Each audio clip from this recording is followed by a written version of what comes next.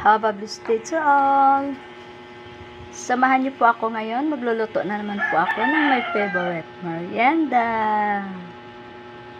Biko. Magbibiko na naman po ako. So, nasaing ko na po yung aking malagkit. Pag ako po nagbibiko, sinasaing ko po muna yung malagkit. Then, meron na po akong gata. Isang timbang gata. Okay. Then, asukal. Yun lang po ang ingredients ko. Pasimplihan lang po to. Ito ay my own version lamang. Ngayon po, pakukuluan lang po natin yung ating gata.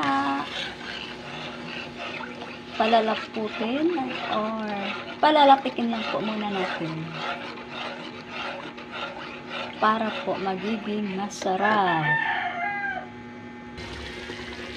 Dahil latik na po siya, ibubuhos ko na po yung aking asukal.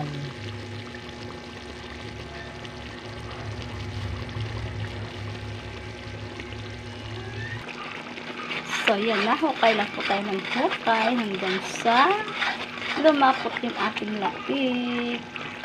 Dagdag na natin ang kanin. Ayan ang big.